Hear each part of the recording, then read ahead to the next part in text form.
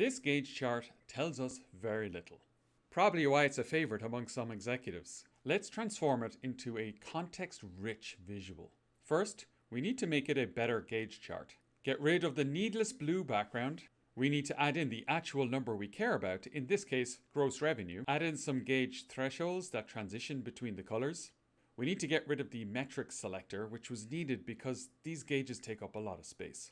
However, it's still not telling us a few important details, like how this metric compares to the same time last year. Indeed, the gauge does not scale well. But if we make it into a big number, we can start to add some additional details, such as absolute value differences and percentage differences. It's now becoming a much richer visual.